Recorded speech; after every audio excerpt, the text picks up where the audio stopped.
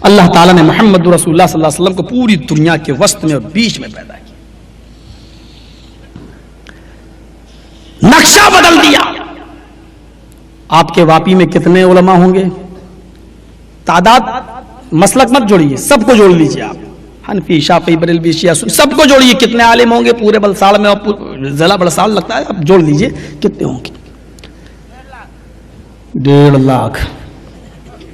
ہاں ٹھیک ہے وہ آدمی دوسرا کتنے علماء ہوں؟ اب آپ اندازہ لگا سکتے ہیں اور غور کرنا ایک واپی کا، اتنے عالم مل کر، چلیے ہم اپنے علاقے کو بھی قیاس کر لیں گے، جب ہم یو پی میں بولیں گے وہاں ہم یو پی کی مثال دیں گے، اب آپ برا مت مانیے گا، سارے علماء گجرات کے، پورے گجرات کے سارے عالموں کو آپ شامل کر لیجیے، اور اس کے بعد میں فیصلہ کیجئے کہ یہ سارے عالم مل کر بھی بڑے بڑے مدرسے بھی چلا رہے ہیں، بڑے بڑے دینی کام بھی ہو رہے ہیں، سارے کام اپنی جگہ پر صحیح، لیکن برائیوں پر کتنا کنٹرول کر سکے ہیں، اس بات پر آپ غور کر کے دیکھیے تو آپ نتیجہ یہ نکالیے کہ اگر سارے علماء کو جوڑا جائے تو معاشرے سے ایک برائی جو جہیز کے نام سے مشہور ہے، اگر آپ دیکھیں تو ہم سارے علماء کی محنت کے باوجود ابھی جہیز جیسی ایک برائی بھی ہم ختم نہیں کر سکے،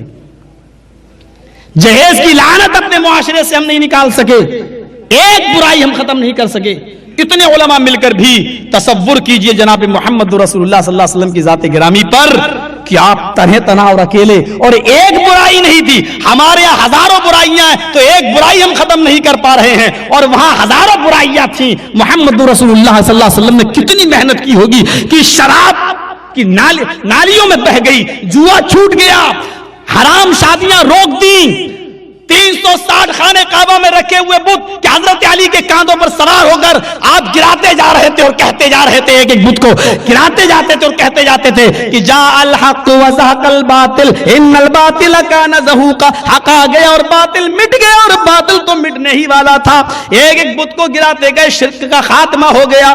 شراب، جب آپ نے حرمت کا اعلان کیا شراب کا، تو ایسا شراب، ایسی شراب نالیوں میں بہتی ہے کہ انسائکلوپیڈیا برٹانیکا کا رائٹر، کرسچن رائٹر اپنی کتاب کے اندر لکھتا ہے کہ ایسے نالیوں میں شراب بہ رہی تھی جیسے کہیں پانی کا سیلاب آ گیا ہو، کہیں باندھ ٹوٹ گیا ہو، کہیں سمندر پھٹ گیا ہو، اور پانی جس طریقے سے بہہ آتی ہے، سیلاب گاؤں کو ڈبو دیتے ہیں، اس طریقے سے شراب نالیوں سے نکل کر سڑکوں کے اوپر بہ رہی تھی، ایسے شراب بہ رہی تھی، یعنی اتنا زیادہ نبی اکرم کی آواز پر لبیک کہا گیا۔ آج گورنمنٹ چیخ رہی ہے cigarette smoking is injurious to health, cigarette نقصان دہ ہے، لیکن کس نے مانا؟ کون اس کو؟ مولوی صاحب دوسرے کیا مانیں گے، ملا مولوی خود پیتے ہیں، تو کیا وہ ملا مولوی کوئی دلیل ہے یار؟ پتہ نہیں لوگ کیوں ایسا کہہ دیتے ہیں کہ مولوی صاحب ایسا کر رہے ہیں، تو مولوی صاحب ٹی وی آپ اپنے گھر میں کیوں؟ تو تم لگائے ہو ٹی وی، تو مولوی صاحب بھی لگاتے ہیں ٹی وی، تو یہ مولانا کوئی دلیل ہے؟ ارے مولوی جہنم میں بھی تو جائے گا سب سے پہلے، تو آپ اس ساری حدیثیں وہ کیوں نہیں آپ اپنے سامنے رکھتے؟ پتہ نہیں لوگ کوئی بھی بات، ارے یار چھوڑو، بڑے بڑے مولانا ایسا کر رہے ہیں یار، یہ کوئی دلیل نہیں ہے۔ آج سعودی عرب کے اندر کون سا ایسا کام ہے جو نہیں ہوتا، جو آپ کے ہندوستان میں ہو رہا ہو سعودیہ میں نہیں ہو رہا؟ تو سعودیہ ہمارے لیے دلیل نہیں ہے، ہمارے لیے دلیل رب کا قرآن اور محمد رسول اللہ کا فرمان، یہ چیز ہمارے لیے دلیل ہے، یہ چیز ہمارے لیے دلیل ہے، اور ہمیں اسی دلیل کو ماننا ہے، ہمارے لیے اور کوئی دلیل نہیں ہے، کوئی دلیل نہیں۔ کل ہم نے حضرت عمر فاروق والا واقعہ سنایا تھا آپ کو، کہا تھا کہ اگر میں قرآن و حدیث کے خلاف کوئی کام کرنے کے لیے کہوں تو تم میرا کیا کرو گے؟ تو ایک نوجوان اٹھا اور کہنے لگا، عمر تیری تلوار چھین کر تیری ہی گردن اڑا دیں گے۔ تصور کیجئے کہ کیسی بہادری تھی اور کیسا جرأت مندانہ قدم تھا یہ کہ تیری تلوار چھین کر تیری گردن اڑا دیں گے۔ اور آج لوگ حساب و کتاب کے نام سے پتہ نہیں چڑھتے کیوں ہیں؟ حضرت عمر فاروق کے چہرے پر نظر ڈالو، منبر پہ کھڑے ہیں، الحمدللہ نحمدہ ونستعینہ ونستغفرہ۔ ایک نوجوان اٹھا کہتا، عمر ابھی خطبہ دینا شروع مت کر، ابھی پہلے میرے سوال کا جواب دے۔ کہا کیا ہے سوال؟ آئے نوجوان جلدی سوال بتا۔ کہا عمر تیرے جسم کے اوپر یہ نیا کرتا نئی قمیض جو میں دیکھ رہا ہوں یہ کہاں سے آیا؟ پہلے اس بات کا حساب دے۔ آئے عمر یہ نیا کرتا نئی قمیض جو تو پہن کے آیا پہلے اس کا حساب دے، یہ کہاں سے آئی؟ حضرت عمر نے کہا، وہ میرے بیٹے اٹھو ذرا اس آدمی کو، اس نوجوان کو صفائی پیش کرو کہ یہ قمیض یہ کرتا کہاں سے آیا؟ کہنے لگا بیت المال سے ایک ایک چادر سب کو ملی ایک چادر میرے باپ کو بھی ملی تھی، اسی چادر کا میرے باپ نے کرتا بنا لیا، قمیض بنا لی۔ اے نوجوان، دل کو سکون ملا تب تو میں خطبہ دوں، مطمئن نہیں ہوا تو محمد صلی اللہ علیہ وسلم کے منبر پہ قدم رکھنے کی عمر کو جرأت نہیں۔ بتا دل مطمئن ہوا یا نہیں؟ کہنے لگا نہیں، اے عمر ابھی میرا دل مطمئن نہیں ہوا، کیونکہ ایک چادر تو مجھے بھی ملی، ایک چادر تمہیں بھی ملی۔ جب ایک چادر میں میرا کرتا، میری قمیص نہیں بنی، تو سب سے زیادہ لمبا، سب سے زیادہ چوڑا، سب سے زیادہ تو کشادہ ہے، تیرا ایک چادر میں قمیص کرتا کیسے بن گیا؟ ہاں وہ لڑکا پھر اٹھا، حضرت عمر کا کہنے لگا ایک چادر مجھے بھی ملی تھی، ایک چادر میرے باپ کو بھی ملی تھی، میرے باپ کے قمیص میں 12 پیوند لگے ہوتے تھے، مجھے برا لگتا تھا تو میں نے اپنی چادر بھی اپنے باپ کو دے دی، میری اور اپنی دونوں چادریں ملا کر میرے باپ نے قمیص بنا لی۔ نوجوان بیٹھ گیا، کہتا عمر میرا دل مطمئن ہو گیا، میرے دل کو سکون مل گیا۔ عمر فاروق نے اسی منبر پہ کھڑے ہو کر اس کے لیے دعا دی، اللہ ایسے نوجوان جب تک رہیں گے، عمر مسلمانوں کی امانت میں خیانت نہیں کر سکتا، عمر مسلمانوں کی امانت میں خیانت نہیں کر پائے گا۔ یہ لڑکا ہم کو بہت ڈسٹرب کر رہا ہے یار، ہر بات اس کو ہٹاؤ تو وہاں لے جاؤ، بہت ڈسٹرب کر رہا ہے اور بہت دیر سے ڈسٹرب کر رہا ہے۔ شراب پی کے پتہ نہیں ہمارے جلسے میں کیوں آ جاتا، پیا ہے تو اس کو باہر لے۔ اب بھائی میری نظر تو چاروں طرف جاتی ہے، اس کی طرف جاتی ہے تو ایسا لگتا ہے جیسے شوٹ کر رہا ہے مجھے۔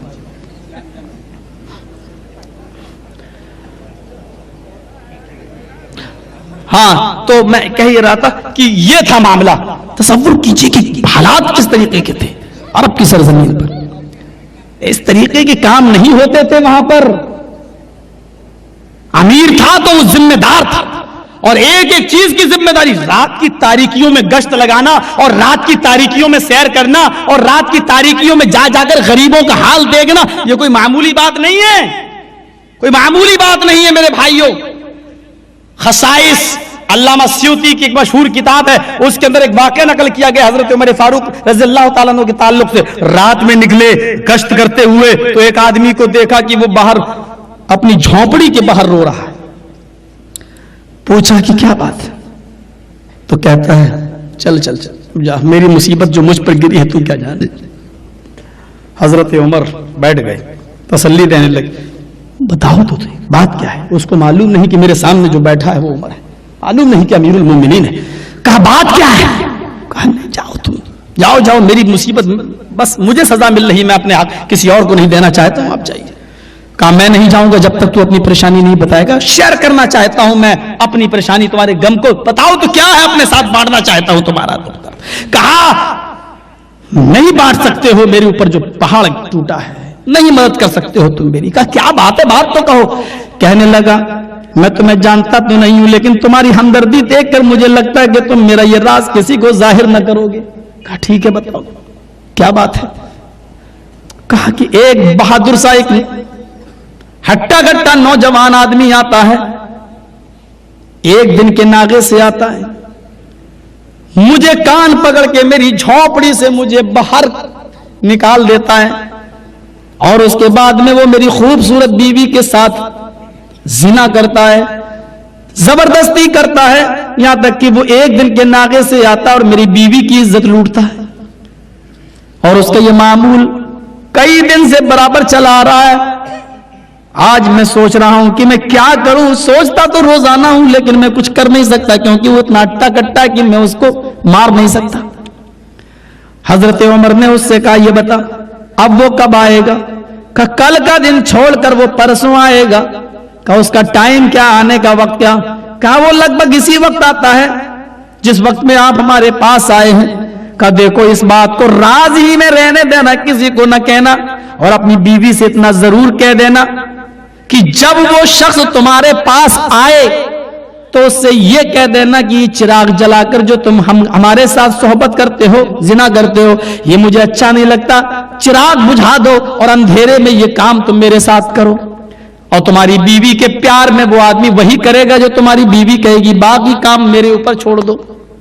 کہا ٹھیک ہے، لیکن یاد رکھنا اپنی بیوی سے کہہ دینا کہ کھانا پکا ہوا تیار رہے، کھانا پکا کر تیار رکھنا، اور اس آدمی سے جب زنا کرنے کے قریب وہ آدمی جائے تو چراغ بجھا دینا۔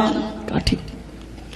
اب حضرت عمر فاروق چلے گئے، دوسرا دن چھوڑ کر تیسرے دن جب وہ آدمی آیا تو وقت کا خیال رکھتے ہوئے حضرت عمر فاروق پہلے سے پہنچے ہوئے تھے، چھپے ہوئے تھے، اور جیسے ہی آدمی آیا اس کو باہر کیا اور اس کی بیوی کے ساتھ زنا کرنے کے لیے چلا، تو اس کی بیوی نے کہہ دیا کہ یہ چراغ بجھاؤ، چراغ بجھا دیا اس نے، چراغ کے بجھ گیا، اندھیرا ہی اندھیرا جھونپڑی میں ہوا، اور وہ بالکل زنا پر آمادہ ہو گیا۔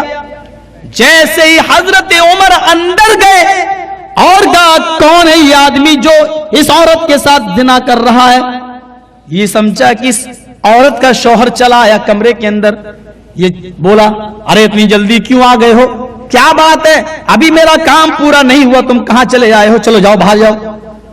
حضرت عمر نے جب اس کی آواز سنی، ٹھیک اسی کی آواز کو اندازے کے مطابق پکڑا اور اس کے بال پکڑ کے اس کو کھینچا، کہتا کیا کر رہے ہو، کون ہے، بس اتنا کہا، فوراً گردن پہ تلوار ماری، اور حضرت عمر فاروق کا ہاتھ کپ کپاتا نہیں تھا، ایک ہی وار میں تلوار پڑتے ہی تن سے جدا ہو جاتی ہے، اس کی گردن اور تڑپنے لگتی ہے۔ کہا محترمہ سے آئے میری بہن جلدی سے چراغ جلاؤ، چراغ جلایا گیا، جیسی مقتول کے اوپر نظر پڑی، حضرت عمر کی زبان سے لفظ نکلتا ہے الحمدللہ رب العالمین، میری بہن جلدی سے کھانا لگاؤ۔ کھانا کھایا، اب چلنے لگے، پوچھا اس آدمی نے کہ میری مدد کرنے والے تم ہو کون، ذرا یہ تو بتاؤ، میں تم سے کوئی سوال کرنا چاہتا ہوں۔ کہا کیا سوال، کہا پہلے تم مجھے اپنا نام بتاؤ، دوسرا سوال یہ ہے کہ یہ بتاؤ کہ تم نے چراغ بجھانے کے لیے کیوں کہا تھا، جبکہ روشنی میں جب تم اندر جاتے تو آسانی سے اس آدمی کو دیکھ سکتے تھے، لیکن اندھیرے میں تو تمہیں دقت بھی ہوئی ہوگی کہ تلوار کہیں مرد کی جگہ عورت کی گردن پہ نہ چل جائے، یہ خدشہ بھی تو ہوا ہوگا، تو چراغ بجھانے کے لیے کیوں کہا، اور کھانا پکانے کے لیے کیوں کہا تھا، اور جب تم نے اس کا چہرہ دیکھا تو الحمدللہ رب العالمین کیوں کہا۔ حضرت عمر کہتے ہیں کہ میں نے چراغ بجھانے کے لیے اس لیے کہا تھا کہ جب تو نے مجھے اپنی درد بھری یہ داستان سنائی تو میرا کلیجہ اندر سے رونے لگا، میرا دل تڑپنے لگا، تیری مدد کرنے کے لیے میرے دل کے اندر ہوک اڑنے لگی، اور پھر میں نے سوچا کہیں ایسا نہیں کہ جب میں اس گھر کے اندر داخل ہوں اور چراغ جل رہا ہو اور اس کام کے اندر میرا کوئی قریبی رشتہ دار شامل نہ ہو، اور ایسا نہ ہو کہ چراغ جل رہا ہے اور کوئی رشتہ دار میرا تیری بیوی کے ساتھ زنا کر رہا ہوتا اور میری نظر اس کے اوپر پڑتی تو رشتہ داری کی کئی محبت میرے دل میں آ جاتی، کہیں ایسا بھی ہو سکتا تھا کہ رشتہ داری کی محبت کی بنیاد پر میں اس کو چھوڑ سکتا تھا، اس لیے میں نے چراغ بجھانے کے لیے کہا تھا تاکہ چراغ بجھا رہے، مجھے شکل ہی نہیں دکھے گی تو مجھے قتل کرنے میں آسانی رہے گی۔ میں نے شکل دیکھی تو الحمدللہ میں نے اس لیے پڑھا کیونکہ جب میں نے اس کی شکل دیکھی تو اللہ کی میں نے تعریف حمد و ثنا بیان کی، اللہ یہ کٹنے والی گردن میں میرا کوئی رشتہ دار شامل نہیں۔ کھانا میں نے اس لیے مانگا ہے کہ جب سے تو نے مجھے اپنی یہ درد بھری داستان سنائی اسی وقت میں نے اپنے دل میں یہ طے کر لیا تھا عمر تیری حکومت میں، تیری سلطنت میں، تیرے زمانے میں ایک آدمی پریشان ہے، مجبور ہے اور تو کھا رہا ہے، تو پی رہا ہے، میں نے یہ تصور اپنے دل میں کر لیا تھا جب تک اس آدمی کو قتل نہیں کر دوں گا اس وقت تک کوئی کھانے کا لقمہ میں اپنے حلق کے نیچے نہیں اتاروں گا۔ میں بہت بھوکا تھا اس لیے میں نے کہا تھا کھانا بنا کے رکھنا، اور جب میں نے اس کی گردن کاٹ ڈالی تن سے جدا کر دی تو سب سے پہلے میں نے کھانا مانگا، اس لیے کہ 2 دن سے میں بھوکا ہوں اور میں نے کھانے کے لقمے کو اپنے حلق کے نیچے نہیں اتارا۔ ہمدردی کی یہ مثالیں بھی ہیں۔ ہم نے کیا سیکھا ہے؟ المسلم من سلم المسلمون من لسانی و یدی، مسلمان وہ ہے کہ جس کے ہاتھ سے اور جس کی زبان سے دوسرے مسلمانوں کو تکلیف نہ پہنچے۔ ہم تو پھر بھی مسلمان ہیں, تکلیفیں دیتے چلے جا رہے ہیں, قرابت داری رشتہ داری سب توڑتے چلے جا رہے ہیں, پھر بھی ہم مسلمان ہیں. وہ واقعہ اٹھاؤ کہ ایک شخص ہجرت کر کے یہ لوگ مدینہ پہنچ رہے ہیں, مکے سے مدینہ. حضرت عمر فاروق کا غلام بھی اپنی بکری کو پانی پلانے کے لیے جا رہا ہے, اور مہاجروں کا ایک شخص بھی, ایک مہاجر بھی اپنی بکری کو پانی پلانے جا رہا ہے. تالاب پہ جھگڑا ہو جاتا ہے. مہاجر کہتا ہے پہلے میں اپنی بکری کو پانی پلاؤں گا, اور عمر فاروق کا غلام کہتا ہے کہ پہلے میں پانی پلاؤں گا, کیونکہ یہ پانی, یہ گھاٹ, یہ تالاب میرے مالک کا ہے. مہاجر کہتا پہلے میں آیا ہوں, پانی میں پلاؤں گا. حضرت عمر فاروق کے غلام نے تھپڑوں سے مہاجر کے مار دیا. وہ یہاں سے چیخا, یا اہل المہاجر, آئے مہاجروں میری مدد کے لیے نکلو. وہ یہاں سے چیخا, یا اہل الانصار. چھوٹا سا 9-10 سال کا بچہ یہ منظر دیکھ رہا تھا, بھاگتے ہوئے گیا. اللہ کے نبی مسجد میں قرآن کی تلاوت میں مصروف تھے. کہنے لگا یہ لڑکا, اے اللہ کے نبی آپ قرآن پڑھ رہے ہیں. انصاریوں نے, مہاجروں نے تلواریں نکال لیے, ایک دوسرے کی گردن مارنا چاہتا ہے. اے اللہ کے نبی جلدی کیجئے, کہیں دیر نہ ہو جائے اور خون خرابہ نہ ہو جائے, معاملہ بہت آگے بڑھ چکا ہے. اللہ کے نبی صلی اللہ علیہ وسلم اٹھتے ہیں, تیزی کے ساتھ قدم بڑھاتے ہیں. وہ میرا نبی کبھی نماز کے لیے اتنی تیز نہ دوڑا جتنا ان لوگوں کو آپس میں ملانے کے لیے اور ان میں مصالحت پیدا کرانے کے لیے آپ دوڑے. حدیث کے الفاظ ہیں, آپ گئے تو اتنی تیز گئے کہ آپ جس کاندھے پر چادر اوڑے ہوئے تھے وہ چادر ایک کھوٹی سے ٹکرا جاتی ہے, اور چادر آپ کے کندھے سے کھسک کر زمین کے اوپر گر جاتی ہے. یہ وہ چادر ہے جب میرا نبی اپنے کاندھوں پہ ڈال لیتا تو عرش والا بھی آئے محمد کے بجائے یا ایھا المزمل کہہ کر پکارتا ہے, آئے چادر اوڑھنے والے, آئے کمبل اوڑھنے والے. آج وہ چادر زمین کے اوپر گر گئی. بچے نے کہا, دوسرے ساتھیوں نے کہا اس چادر کو اٹھا لو, گر گئی. اور آپ بڑھتے جا رہے ہیں کہ چادر اٹھاؤں گا تو دیر ہو جائے گی. اتنی دیر میں ایک بھائی دوسرے بھائی کو قتل نہ کر دے, ایک مسلمان دوسرے مسلمان کو قتل نہ کر دے. آپ پڑھتے گئے, چادر بھی آپ نے نہیں اٹھائی. وہ بچہ چادر اپنے ہاتھ میں لے کے جا رہا ہے. اللہ کے نبی چشمے زدن میں فوراً پہنچ جاتے ہیں اور انصار و مہاجروں کے بالکل بیچوں بیچ میں کھڑے ہو جاتے ہیں. صحابہ کی نظریں محمد کے نورانی چہرے پہ پڑی, اس خوبصورت چہرے پہ پڑی جس خوبصورت چہرے کو دیکھ کر کبھی حسان ابن ثابت نے کہا تھا, وَأَحْسَنُ مِنْكَ لَمْ تَرَقَتُّ عَيْنِي وَأَجْمَلُ مِنْكَ لَمْ تَلِدِ النِّسَاءُ. اے میرے حبیب, آپ اتنے خوبصورت ہیں کہ میری آنکھوں نے آپ سے زیادہ حسین کسی کو نہیں دیکھا. آپ اتنے خوبصورت ہیں کہ میری آنکھوں نے آپ سے زیادہ جمیل کسی کو نہیں دیکھا. آپ اتنے حسین ہیں کہ دنیا کی کسی عورت نے آپ سے زیادہ خوبصورت بیٹا بچہ پیدا ہی نہیں کیا. یہ خوبصورت چہرہ صحابہ کی آنکھوں کے سامنے آ گیا. بیچ میں محمد رسول اللہ کھڑے ہیں, ننگے کاندھے ہیں, پیٹھ خالی ہے, آپ کے جسم پر کپڑا نہیں ہے, صرف آپ کی لنگی بندھی ہوئی ہے, اور جسم آپ کا اوپر کا حصہ آپ کا کمبل اور چادر سے آ رہی ہے. اس حال میں نظر پڑی, وہ میرے نبی کو دیکھ کر صحابہ پریشان ہے. آپ نے کہا تلواریں ہاتھ میں لو, اور ایک دوسرے کو مارنے کا پلان بنا چکا ہے, منصوبہ کر چکا ہے. ہم نے ایک کرنے کے لیے 13 سال کی محنت کی, اور تم نے آپس میں ایک دوسرے کو مارنے کے لیے تلواریں اٹھا لی. کہا اللہ کے نبی ہٹ جائیے آپ راستے سے, ان لوگوں نے یہ مہاجر مکے سے اور مدینے والوں پر حملہ کریں, یہ ہمیں چڑھائیں, ہمیں ماریں. اور انصار یہ مہاجر مکے سے آنے لگے اور ہم ہی کو آنکھیں دکھانے لگے. اے اللہ کے نبی آپ ہٹ جائیے راستے سے. آپ نے کہا ہٹ جاؤں گا, تم ایک دوسرے کو مارو, اٹھاؤ تلواریں. اے انصاریوں مارو مکے والوں کو, مہاجروں کو. اے مہاجر اٹھاؤ مارو ان انصاریوں کو, ان مدینے کے لوگوں کو. لیکن یاد رکھنا کوئی تلوار اس وقت تک نہیں چلے گی, سب سے پہلے تمہاری تلوار پہلے محمد کی گردن پہ چلے گی. میرے جیتے جی اور میری زندگی میں کوئی کسی کو نہیں مار سکتا. اگر تم ایک دوسرے کو مارنا چاہتے ہو تو سب سے پہلے یہ تلوار محمد کی گردن پہ چلاؤ. جب نبی کا نام آیا انصاریوں نے تلواریں پھینک دی, مہاجروں نے بھی پھینک دی. اور فوراً نبی کے کہنے کی ضرورت بھی نہیں پڑے، آپس میں ایک دوسرے سے گلے مل لیا۔ یہ ہے تلواروں کے سایوں میں میرے نبی پہنچے، جبکہ غصے کا عالم کچھ اور بھی ہو سکتا تھا، کیونکہ غصہ انسان کے دماغ کو خراب کر دیتا ہے، وہ کچھ بھی ہو سکتا تھا۔ میرا نبی تو پتھر کھا کھا کر لوگوں کو ملائے، آج ہمارے مولوی مرغے کھا کھا کر لڑائیں، دونوں باتیں ہوتی ہیں۔ یہ بڑے عجیب معاملات ہیں۔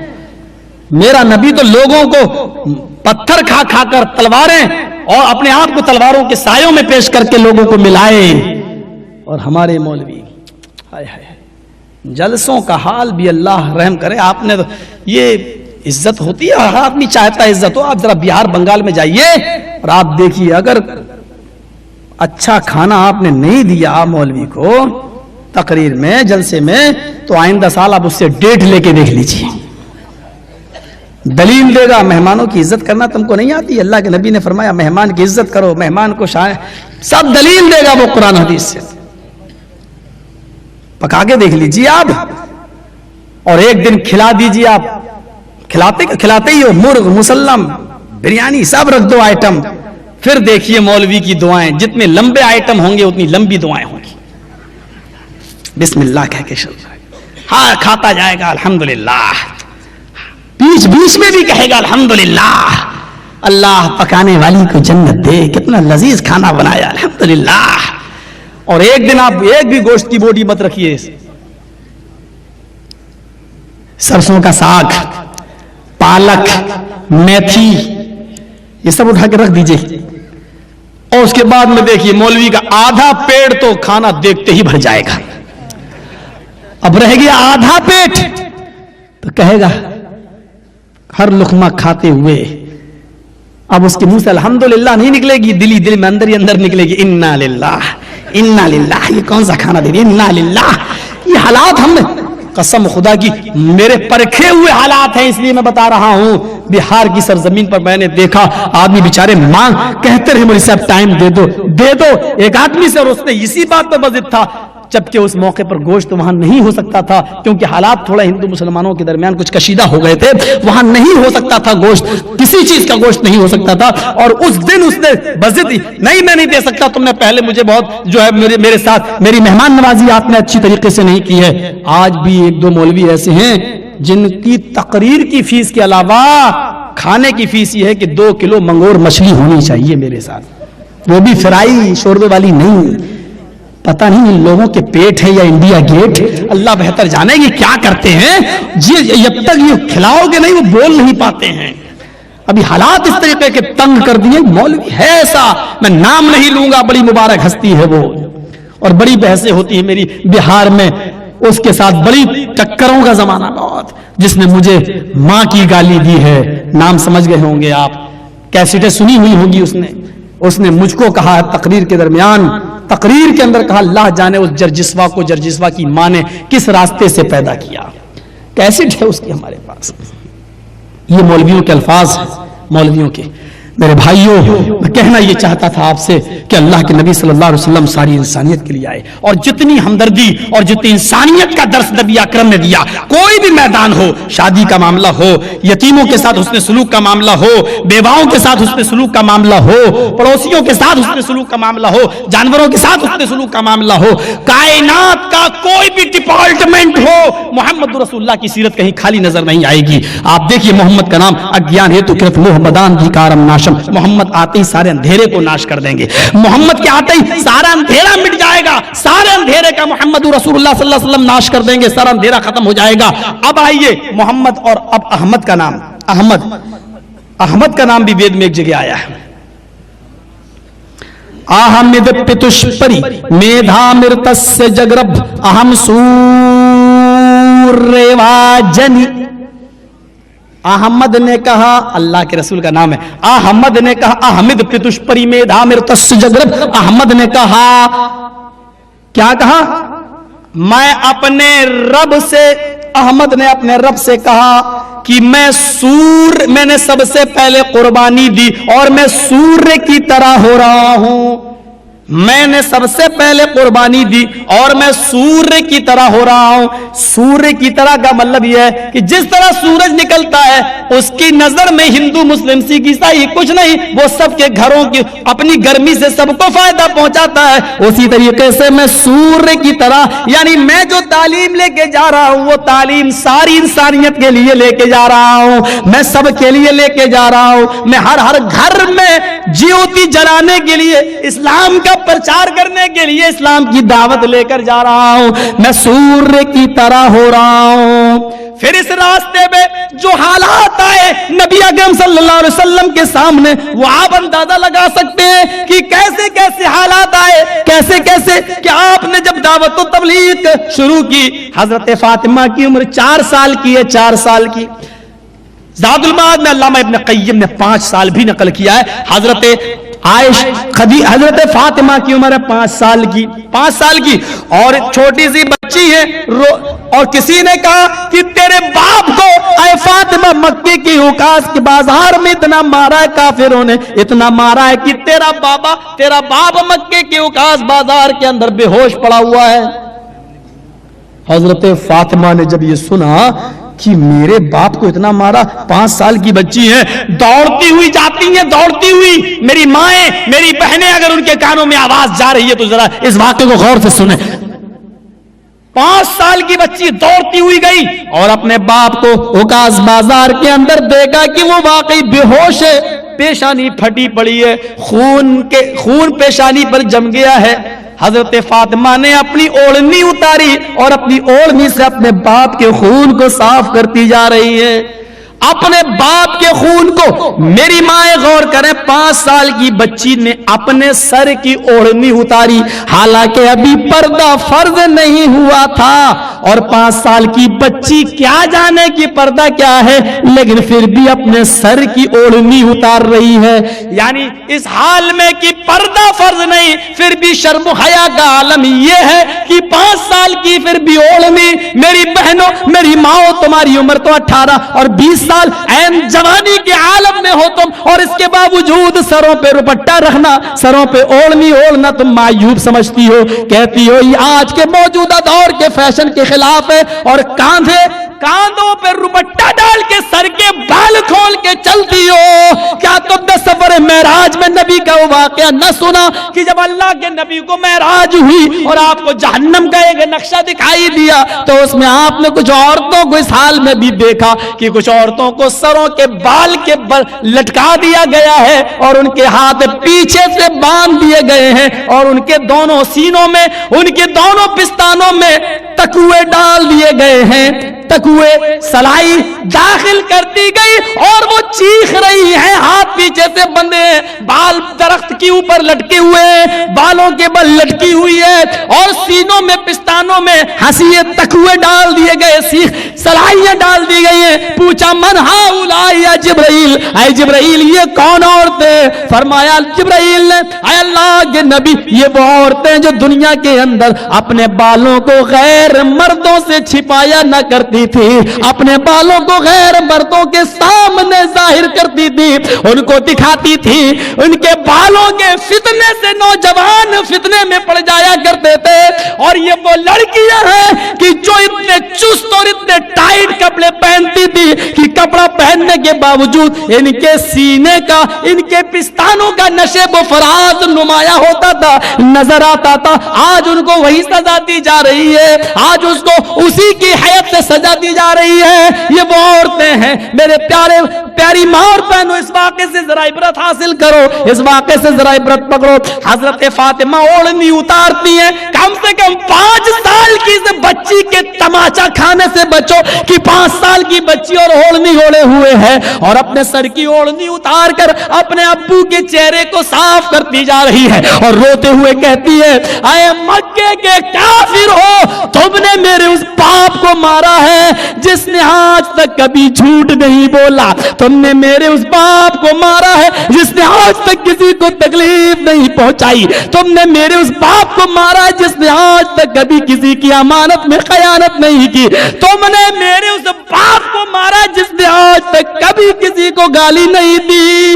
یہ یہ کہتی جا رہی ہیں اور روتی جا رہی ہیں, آنکھوں سے آنسو گرتے جا رہے ہیں. حضرت فاطمہ کے آنکھوں سے گرم گرم آنسو گرے جو نبی اکرم کے چہرے انور پہ پڑتے ہیں. نبی اکرم کے چہرے پہ جو آنسو گرے تو آنسوؤں کی گرماہٹ نے آب حیات کا کام کیا. وہ بے ہوش رسول کو ہوش آ گیا, اپنی بیٹی کو اپنے قریب دیکھا, بیٹی کی آنکھوں میں آنسو دیکھا. جیسے رسول نے اپنی بیٹی فاطمہ کی آنکھوں میں آنسو دیکھے تو آپ کے جو سر پھٹ گیا وہ تکلیف آپ بھول گئے, جو پتھر آپ کے جسموں پہ پڑے بیٹی کی آنکھوں میں آنسو دیکھ کر آپ اپنی تکلیف بھول گئے اور چیخ کر کہنے لگے, آئے کافرو, تم نے مجھے جتنا مارا, مجھے جتنا ستایا, مجھے اس سے اتنی تکلیف نہیں پہنچی جتنی تکلیف مجھے میری بیٹی کی آنکھوں میں آنسو دیکھ کر پہنچی ہے. یہ تکلیف تم نے میری بیٹی کو دی ہے. اگر تم مجھے نہ مارتے تو میری بیٹی کی آنکھوں میں آنسو نہ آتے, اور میرے بیٹی کی آنکھوں میں جو آنسو آئے وہ مجھے جو تکلیف پہنچی اس سے بھی بڑھ کر ہے. محمد صلی اللہ علیہ وسلم سب کچھ برداشت کر سکتا ہے لیکن اپنی بیٹی کی آنکھوں میں آنسو نہیں دیکھ سکتا. یہ حالات سے گزرے نبی اکرم صلی اللہ علیہ وسلم, جب پرچار کیا دھرم کا, کتنی تکلیفیں اٹھائی ہیں, تب جا کر آپ نے یہ برائیوں پہ کنٹرول کیا ہے. ہم سارے لوگ مل کر تو جہیز کی لعنت ختم نہیں کر پا رہے ہیں, ایک برائی معاشرے سے ختم نہیں کر پا رہے ہیں. تخیل کی شاہراہ پہ سوار ہو کے تھوڑی دیر کے لیے سوچئے کہ جوا مٹانا, شراب مٹانا اور برہنہ طواف عورتیں کرتی تھی اس کو ختم کرنا, خانہ کعبہ سے بتوں کو نکالنا, اور وہی جو جان کے دشمن تھے ان کو نبی اکرم جان کا, نبی کی جان کی حفاظت کرنے والے وہی بن گئے. وہی جو نبی کے پیچھے دوڑتے تھے کہ اس کو قتل کر دیں جہاں مل جائیں, وہ نبی کے باڈی گارڈ بن گئے. یہ سارے لوگوں کا دل جیتنا کوئی معمولی بات نہیں ہے. آپ نے بہت پریشانیاں اٹھائی ہوں گی, اور جب تک پریشانیاں اٹھائے گا نہیں آدمی برائیوں پہ کنٹرول نہیں ہوگا. اسلام نے نیکی کرنے کا حکم دیا ہے لیکن اس سے زیادہ برائیوں پر, برائیوں کو روک, برائیوں کو بند کرنے کا حکم دیا ہے, اور بہت تاکید کے ساتھ کہا ہے, من را منکم منکرا فلیغیر بیدہ. اگر تم میں سے کوئی شخص اب کسی برائی کو اپنی آنکھوں سے دیکھے تو اس کو چاہیے کہ وہ اپنے ہاتھ سے دور کر دے, ہاتھ سے پہلے روکے, اور ہاتھ سے دور کرنے کی طاقت نہ ہو تو اس کو اپنی زبان سے روکے, اور زبان سے بھی جب روکنے کی طاقت نہ ہو تو اپنے دل سے برا جانے.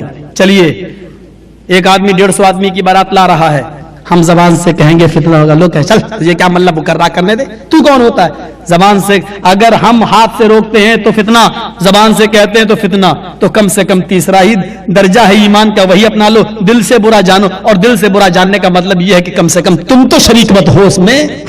ہم تیسرا درجہ بھی نہیں رکھتے.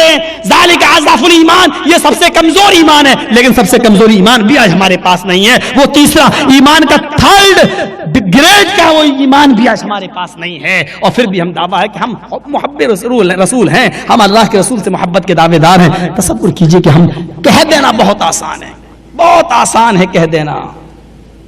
نبی اکرم صلی اللہ علیہ وسلم کے ساتھ یہ معاملات, اور یہ حکم کہ جب تم کسی برائی کو دیکھو تو اپنے ہاتھ سے روکو. حضرت عمر فاروق نے ایک آدمی کو دیکھا پیجامہ ٹخنے سے نیچے لٹک رہا ہے. حدیث ہے نا اللہ کے رسول کی, جس کا پیجامہ ٹخنے سے نیچے لٹک رہا ہوگا اللہ تعالیٰ قیامت کے دن اس کے اوپر نظر رحمت نہیں ڈالے گا. 2 ہی نظریں, رحمت کی یا غضب کی. رحمت کی نظر نہیں ڈالے گا تو اس کا مطلب کیا ہوا, غضب کی نظر پڑے گی. حضرت عمر نے ایک آدمی کو دیکھا کہ پیجامہ ٹخنے سے نیچے پہنے ہوئے ہیں, تو آپ نے چیختے ہوئے اس کو کہا, مسند احمد کے حدیث, مجھ سے بڑی بےہودہ باتیں کر رہے ہو, نہیں, ان اللہ لا یستحی من الحق, اللہ حق سے نہیں شرماتا. حضرت عمر نے اس آدمی کو, وہ چلا جا رہا اور ہم عمر فاروق دیکھ رہے ہیں اس کا پیجامہ لٹک رہا, کہا احائز انت, تجھے مہینہ آ رہا ہے کیا؟ مہینہ عورت کو آتا ہے. حضرت عمر فاروق نے اس سے کہا, مسند احمد جلد نمبر 6 کی روایت, احائز انت, کیا تجھے ایم سی ہو رہی ہے, مہینہ آ رہا ہے تجھے؟ وہ پیچھے مڑ کے دیکھتا ہے کہ حضرت عمر کس کو کہہ رہے ہیں, یا کوئی عورت تو دکھائی نہیں دے رہی, چاروں طرف دیکھتا, کہا کہ کس کو کہہ رہے ہیں امیر المومنین, یہاں تو کوئی عورت, کہا رہے انتا کہہ رہا ہوں, انتے نہیں, احائز انتا, تو یہ کہہ رہا ہو کہ مجھے کہہ رہے کہ ہاں تجھ سے کہہ رہا, احائز انتا, کیا تجھے مہینہ آ رہا ہے؟ کہتا ہے کہ اب اس کا سوال دیکھیے کیا کہتا ہوں, حل یحیز الرجل یا امیر المومنین, اے امیر المومنین کیا مرد کو بھی مہینہ آتا ہے, کیا مرد کو بھی حیض آتا ہے؟ تو حضرت عمر کا سوال دیکھیے کیا کہتے ہیں حضرت عمر, کیا مرد بھی ٹخنے سے نیچے پائجامہ پہنتا ہے؟ یعنی ٹخنے سے نیچے شلوار یا پائجامہ پہننا یہ عورت کا کام ہے, جب تو عورت کا کام کر سکتا ہے تو مہینہ بھی عورت کا کام ہے، تو وہ بھی آ سکتا ہے تجھے۔ کس طریقے سے سمجھاتے تھے۔ اب آپ کہیں گے مولوی صاحب تو بڑی بیہودہ باتیں کر رہے ہیں، معاف کیجئے گا، جس کو کہنا ہو کہتے رہو۔ ہم نے تو وہ بات سنا دی ہے جو حضرت عائشہ فرماتی ہیں کہ اگر شرم و حیا میں نے کی ہوتی تو وہ اسلام تم تک نہیں پہنچتا جو پہنچا ہے، وہ اسلام تم تک نہیں پہنچتا جو پہنچا ہے۔ حضرت عمر نے کہا اپنے ساتھی سے جو آپ کے ساتھ چلا، جی بھی سکن چھری لے کے آؤ۔ اب وہ کہتا چھری کا کیا کریں گے امیر المومنین؟ کہا تیرا پیجامہ کاٹوں گا۔ گھرس لیتا ہے، جیسے آج ہمارے ہاں ماحول چلتا نا، نماز پڑھی تو اوپر کر لیا، ایسے اس نے بھی کر لیا۔ کل امیر المومنین دیکھیے میں نے اوپر کر لیا، گھر جا کے کاٹ لوں گا، چھوٹا کر دوں گا۔ کہا نہ، میں اپنے ہاتھ سے کروں۔ چھری آ گئی، کہا امیر المومنین میں نے کر تو لیا ہے اوپر، میں وہاں جا کے کاٹ لوں گا، اپنے گھر پہ چھوٹا کر لوں گا۔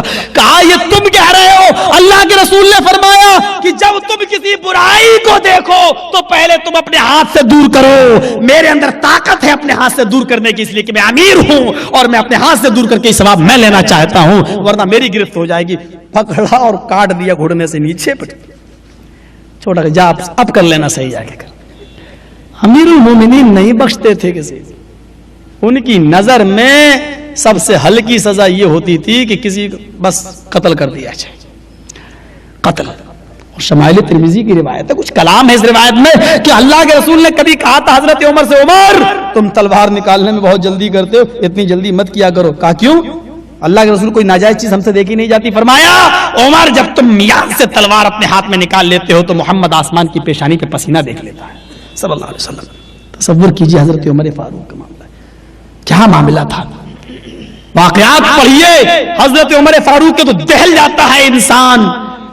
وہ جس کے بارے میں کسی شاعر نے کہا تھا، ہو حلقہ یاراں تو بریشم کی طرح نرم، رزم حق و باطل ہو تو فولاد ہے مومن۔ اگر سختی کا معاملہ آتا تو عمر سے بڑا فولادی کوئی نہیں، اور نرمی کا معاملہ آتا تو اتنا نرم کہ ایک عورت کہتی ہے کہ اس ہانڈی میں پانی کھول رہا ہے اور اس میں پتھر میں نے ڈال دیے ہیں تاکہ بچے یہ سمجھیں کہ کھانا پک رہا ہے اور سو جائیں۔ آئے میرے بھائی، قیامت کے دن میں عمر کا گریبان پکڑوں گی، کیونکہ وہ امیر ہے لوگوں کا، جب اپنی رعایا کی خدمت نہیں کر سکتا اور اس کی نگرانی نہیں کر سکتا، ان کے گھروں کے بھوکمری کا حال نہیں دیکھ سکتا، تو اس کو امیر بننے کا کوئی حق نہیں۔ قیامت کے دن میرا بوجھ کون اٹھائے گا؟ اس عورت نے مجھ سے کہا ہے کہ میں قیامت کے دن عمر کا گریبان پکڑوں گی۔ آج تو میرا بوجھ اٹھا سکتا ہے، لیکن قیامت کے دن میرا بوجھ کون اٹھائے گا؟ یہ اندر گئے، اپنے ہاتھ سے روٹی پکائی، تیار کیا، بچوں کو کھلایا، عورت سے کہا تم بھی کھاؤ، پھر خود آپ نے بھی کھایا۔ وہ چیخ پڑی، امیر المومنین تو دنیا کو چاہیے تھا کہ وہ آپ کو بنایا، آپ اس کے لائق ہیں، پتہ نہیں عمر کے اندر کیا دیکھا جو اس کو امیر المومنین بنا دیا۔ میرے بھائی اپنا نام تو بتا دو۔ عمر فاروق کی آنکھوں میں آنسو آ جاتے ہیں، کہتے ہیں میری بہن میں ہی لوگوں کا امیر المومنین ہوں اور آج تو نے میری آنکھیں کھول دی ہیں۔ ہاں یہ میرا کام ہے کہ میں لوگوں کی ذمہ داری کو دیکھوں، ہاں یہ میرا کام ہے کہ میں رعایا اور پبلک کا حال جانوں۔ یہی وہ عمر ہیں کہ جن کے بارے میں طفیل دوسی ایک رات میں چھپ کر معائنہ کر رہے ہیں کہ دیکھیں عمر رات میں کہاں جاتا، یہ عمر رات کی تاریکی میں کہاں جاتا، چھپے ہوئے ان کو شک تھا کہ عمر پتہ نہیں رات کے اندھیرے میں کہاں جاتا ہے۔ رات کے اندر حضرت عمر چلے جا رہے ہیں اور طفیل دوسی ایک درخت کی آڑ سے یہ منظر دیکھتے جاتے ہیں، بیابان جنگل آ جاتا ہے۔ اللہ، اس جنگل کے اندر عمر کیا کرتا ہے؟ ایک جھونپڑی دیکھی، اس جھونپڑی کے اندر حضرت عمر گھس گئے۔ طفیل کہتے ہیں اللہ، اس جھونپڑی میں نہ جانے کیا معاملہ ہے کہ جو عمر گھس گئے۔ جب عمر تھوڑی دیر کے بعد وہاں سے نکل کے گئے تو یہ طفیل اس جھونپڑی میں گھس جاتے ہیں کہ دیکھیں عمر یہاں کیوں گئے۔ جب دیکھتے ہیں حضرت عمر کہ اس جھونپڑی کے اندر ایک بوڑھی عورت بیٹھی ہوئی ہے جس کے منہ میں دانت نہیں ہے، جو آنکھوں سے اندھی ہے، ہاتھوں سے کوڑی ہے، پیروں سے لنگڑی ہے۔ اس حال میں دیکھ کر طفیل دوسی کہتے ہیں کہ اماں یہ ابھی نوجوان جو آیا تھا یہ کون تھا؟ کہا بیٹا یہ 4 سال سے میرے پاس آ رہا ہے اور مجھے ابھی تک نہیں معلوم کہ یہ کون ہے۔ کہا ماں یہ کیا کرتا ہے؟ کہا بیٹا یہ یہاں آتا ہے تو میں اندھی ہوں، نابینا ہوں، آنکھوں اور میرے دانت نہیں، ہاتھوں سے کوڑی ہوں، پیروں سے لنگڑی ہوں، میں اڑنے بیٹھنے کی طاقت نہیں رکھتی ہوں۔ یہ آتا ہے میں اسی بستر پہ پیشاب و پائخانہ کر لیتی ہوں. یہ لڑکا جو آتا ہے جو 4 سال سے آ رہا ہے, اس کا سب سے پہلا کام یہ ہوتا ہے کہ سب سے پہلے اپنے ہاتھ سے میری گندگی کو صاف کرتا ہے, میرا پیشاب و پائخانہ اپنے ہاتھوں سے صاف کرتا ہے, اور اس کے بعد میں اپنے ہاتھ سے کھانا بناتا ہے. پھر میرے دانت نہیں ہے, پہلے خود منہ سے چباتا ہے, پھر میرے منہ میں ڈال دیتا ہے, اور میں اس طریقے سے کھا کھا کر اپنا پیٹ بھر لیتی ہوں. میں اس کو دعا دیتی ہوں اور اس کے بعد میں یہ چلا جاتا ہے. یہ 4 سال سے میری خدمت میں لگا ہے. اماں جانتی ہو یہ کون ہے؟ کہ نہیں. میں سے نام پوچھتی ہوں تو کہتا ہے کہ میں تیرا بیٹا ہوں, کچھ نہیں بس. کہا ماں یہ امیر المومنین ہے, یہ خلیفۃ المسلمین ہے, یہ حضرت عمر فاروق ہے جو 4 سال سے تیرے پاس آ رہے ہیں. چیخ پڑتی ہے امیر المومنین میری خدمت کرنے آتے ہیں. کہا اللہ یہ کیا ہے؟ امیر المومنین مومنوں کا امیر میری خدمت کرنے آتا ہے. ذرا تصور کیجئے اس مذہب کو لوگ بہت جلدی دہشت گردی سے جوڑ دیتے ہیں, آتنکواد سے اور ٹیررزم سے جوڑنے کی کوشش کرتے ہیں. ان کو بتاؤ کہ یہ ہمارے اسلاف کے کارنامے, ہمارے صحابہ کے اور ہمارے نبی محمد رسول اللہ صلی اللہ علیہ وسلم کے معاملات اس طریقے سے ہیں تاکہ ان کو بھی پتا چلے. اور لوگوں اسلام کی خوبیاں بھی کبھی کبھی میڈیا میں دے دیا کرو, اسلام کی اچھائیوں کا بھی پرچار کر دیا کرو. یہ تو بہت جلدی دے دیتے ہیں کہ ہاں وہ عورت کو کپڑا پہننے کی اجازت نہیں دی. جتنا زیادہ رسوا آج اسلام کو عورت کے معاملے میں کیا جاتا ہے کسی اور کے معاملے میں نہیں. اور ہوتا یہ ہے کہ کبھی کبھی کچھ, جیسے کل وہ ایک واقعہ میں سنا رہا تھا آپ کو, وہیں سے موقع ملتے ہیں میڈیا والوں کو. جیسے کل وہ ایک واقعہ سنا تھا دل گولا والا, وہ خواب میں اس نے کہہ دیا تھا, بیوی پیشاب کر کے آئی, لیٹنے چلی تو شوہر خواب میں کہنے لگا طلاق طلاق طلاق. اس کی بیوی کہتے ہیں کیا کر رہے ہو, یہ کیا کر رہے ہو تم, کیا ہے تم مجھے جگا رہی ہے, کیا ہے؟ کہہ رہے تم طلاق طلاق طلاق کیوں کر رہے ہو؟ مجھے تو نہیں معلوم, میں نے کب کہا. کہہ رہے سوتے ابھی تو بڑبڑائے ہو, کہ چپ چاپ سو جا, میں نے نہیں کہا. اب اس نے اپنی سہیلی سے کہی, اس نے دوسری سے کہی, بات دھیرے دھیرے کٹھ ملا تک پہنچ گئی مسجد. اور جب مسجد کے کٹھ ملا تک پہنچی تو مسجد کا کٹھ ملا کہتا طلاق ہو گئی. معاملہ دوسری جگہ پہنچا. اس آدمی کو بلایا گیا, تو نے طلاق دی؟ اس آدمی نے کہا مجھے نہیں معلوم ہے, مجھے ہوش ہی نہیں ہے. اس کی بیوی سے پوچھا تو نے طلاق سنی؟ اس نے کہا طلاق طلاق طلاق کہہ رہا تھا لیکن یہ میں نے سنا ہے. آدمی سے پوچھا تو نے دی؟ کہتا ہمیں معلوم ہی نہیں ہے. مولوی کہتا ہے نہیں اس نے دی ہے, اگر دی نہ ہوتی تو اس نے سنا کیسے ہوتا؟ اس نے سنا ہے, اس کا مطلب اس نے دی, ہو گئی طلاق. اب کیا کراؤ؟ حلالہ. اگر بیوی بنانا ہے تو کیا کراؤ؟ حلالہ. حلالہ جانتے کیا ہوتا ہے؟ کرائے کا ساڑھ تیار کیا جاتا ہے, ایک رات کے لیے تو اس کے پاس چلی جا اور صبح ہو کے وہ طلاق دے دے گا, پہلے ہی سمجھوتا ہو جاتا ہے. ہر عورت کو, میری ماں بہنیں اگر یہاں آ رہی ہیں تو سن لیں, ہر عورت کو میرے اٹاوا کی اس عورت کی طرح ہو جانا چاہیے. وہاں ایک مولوی آیا تھا جس نے فتویٰ دے دیا تھا جو مولوی جرجیز کی تقریر سنتا ہے اس سب کے نکاح ٹوٹ گئے. ایک اہل حدیث کی شادی ہو گئی تھی لڑکی کی, کسی, اب نام نہیں لوں گا, کسی دوسرے کے. اب وہ کہتا مولوی صاحب میں نے تو تقریر سنی تھی مولانا جرجیز کی, کہتے کہا ٹوٹ گیا تیرا, اب تو حلالہ کرا. بولا حلالہ کیا ہوتا ہے کہ اپنے دوست یا کسی سے اپنے بیوی کی شادی کر دے ایک رات کے لیے, پھر وہ طلاق دے دے گا, دوسرے دن پھر عدت گزار کے تو شادی کر. کہا مولوی صاحب یہ تو بہت غلط بات ہے. کہا نہیں یہی کرنا پڑے گا, تبھی تیری بیوی تیرے لیے حلال ہوگی, ورنہ بچے جتنے بھی پیدا ہوں گے سب حرامی بچے پیدا ہوں گے. تو کس سے طلاق حلالہ کرایا جائے, بہت دیر تک غور کرتا رہا. تو مولانا صاحب کیا کہتے ہیں, اگر کسی صحیح آدمی پر اعتبار نہ ہو تو میرے ساتھ کروا دیجیے نا. اب وہ اپنی بیوی کے پاس گیا, کہتا ہے یہ تیرا حلالہ ہوگا. میری بیوی بولی, اس کی بیوی کیا میرا حلالہ کیوں ہوگا بھائی, حلالہ کیا ہوتا ہے؟ کہا کہ وہ مولانا جرجیز کی میں نے تقریر سن لی تو نکاح ٹوٹ گیا. میرے مولانا بولے جس نے بھابی مولوی کی تقریر سنی جرجیز کی اس کا نکاح ٹوٹ گیا, تو میں نے سنی تھی میرا نکاح ٹوٹ گیا اس لیے تمہیں حلالہ کرنا پڑے گا. کہا کیسا حلالہ؟ کہا تمہیں دوسرے کے ساتھ شادی کرنا پڑے گی ایک رات کے لیے اور پھر دوسرے دن وہ طلاق دے دے گا. وہ کہتی کیسا مرد ہے تو, شرم نہیں آتی, بیوی جیتے جی اپنے شوہر کا چہرہ دیکھتی ہے اور اپنی زندگی میں شوہر کے چہرے کے بعد قبر کی مٹی دیکھنا پسند کر لیتی ہے، لیکن پرائے مرد کا چہرہ دیکھنا پسند نہیں کرتی. کہتا ہے زیادہ منطق ہانکنے کی کوشش مت کر، تو میرے اوپر اب حرام ہو چکی ہے، تجھے شادی کرنا پڑے گی. مولانا صاحب آ رہے ہیں، ان کے ساتھ تیرا نکاح ہوگا. مولانا صاحب بھی چلے آئے، کہا میں صبح طلاق دے دوں گا، آپ بے فکر رہیے. اب وہ عورت، ارے اہل حدیث کی بیٹی تھی، کوئی معمولی تھوڑی ہے. اہل حدیثوں کے ہاں تو بکریاں بھی آدھی مولون ہوتی ہیں.